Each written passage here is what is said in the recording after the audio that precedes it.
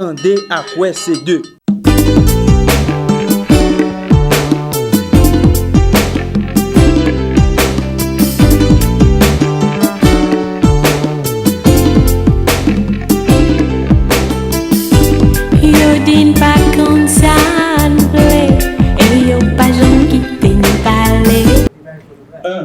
Rapport d'enquête de conformité sur la location d'espaces de garage par le bureau départemental de l'autorité portière nationale APN à Saint-Marc. 2. Rapport d'enquête sur la sélection des bénéficiaires des bourses d'études offertes par la Fédération de Russie pour l'année universitaire 2023-2024. 3.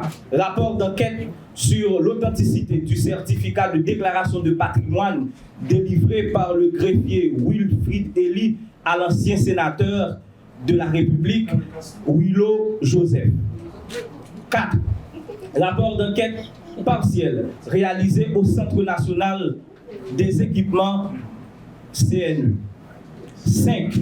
Rapport d'enquête relatif à la gestion de l'ancienne directrice générale de la loterie de l'État haïtien, Marie-Margaret Fortuné Dautier, pour la période allant de mai 2016 à avril 2021, phase 2, les tenanciers de Borlée.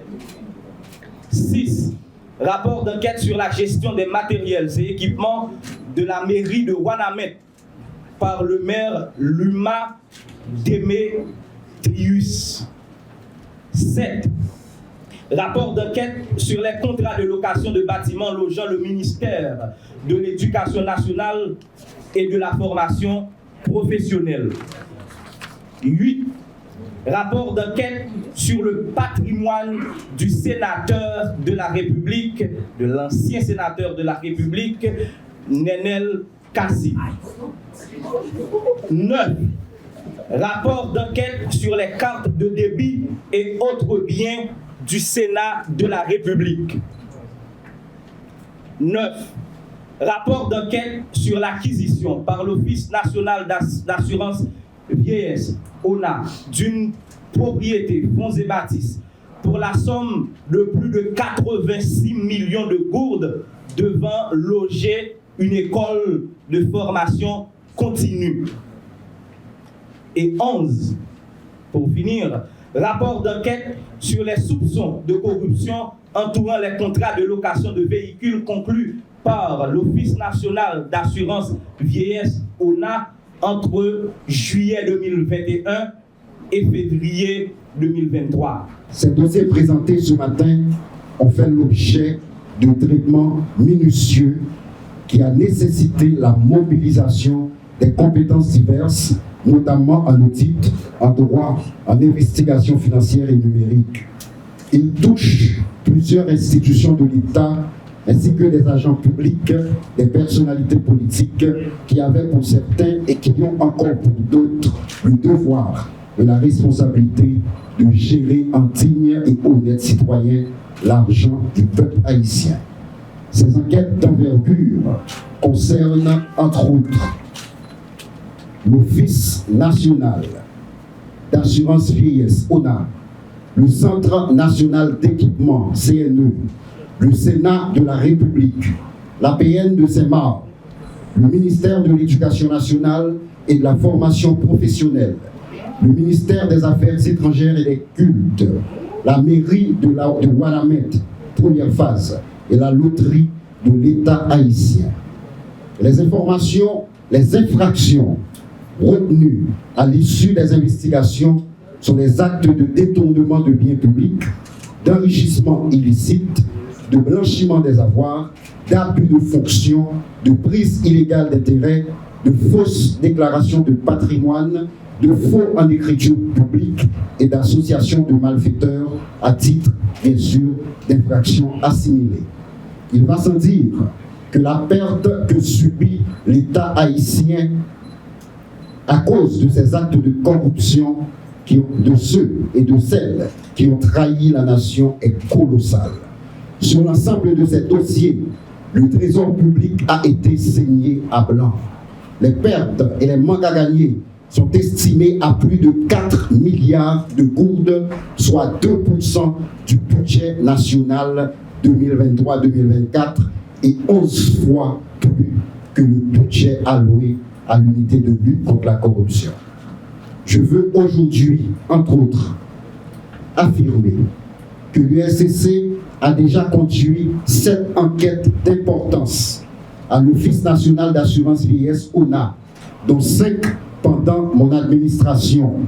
Il s'agit notamment de la RBI, de ONA Pharma, Caribex et de ces 2 dossiers transmis aujourd'hui portant sur des véhicules loués en dehors de toute norme établie pendant environ 20 mois pour plus de 60 millions de gourdes et de l'acquisition d'une propriété à Pétionville pour plus de 86 millions de gourdes dans les conditions opaques qui dissimulent des faits importants de corruption. Ce sont 2 scandales énormes de corruption documentés par mes enquêteurs.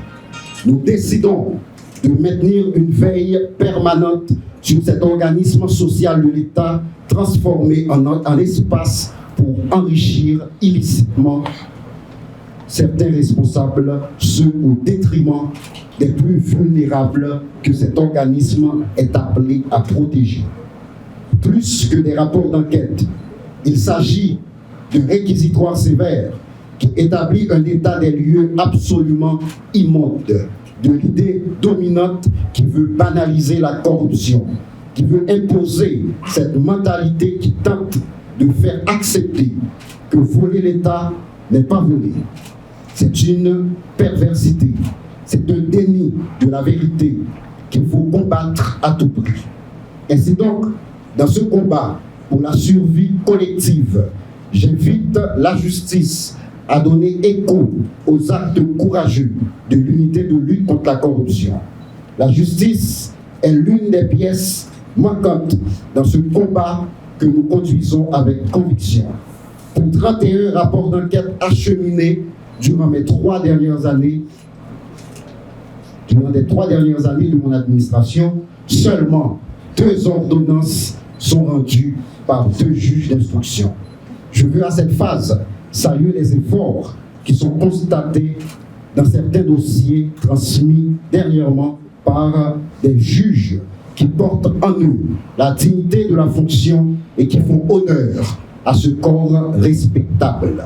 Je demande donc solennellement à tous les magistrats, ceux dans le respect de leur indépendance, de prioriser d'abord les intérêts de l'État et de la collectivité dans les dossiers de l'USCC. Les sanctions prononcées par des cours au nom de la République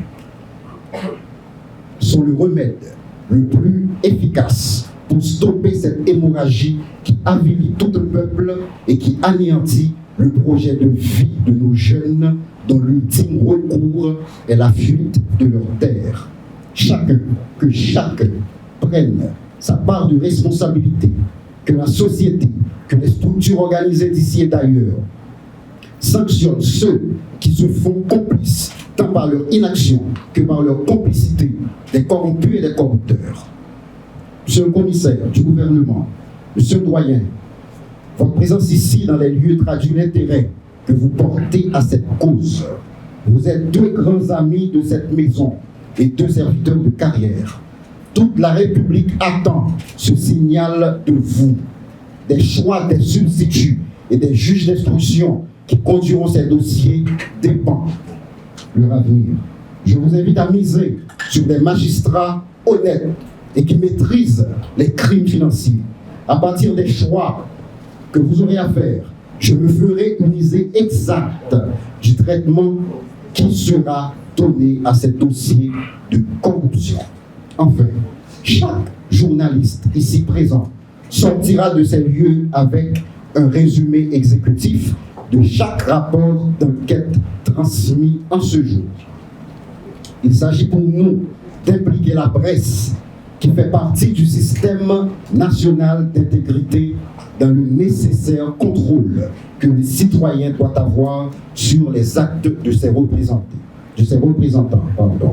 Cette année, ce vingtenaire, l'USCC exigera des comptes au nom et pour ceux qui viendront après nous et pour lesquels nous allons certainement continuer. Je vous remercie. Andé à quoi c'est deux.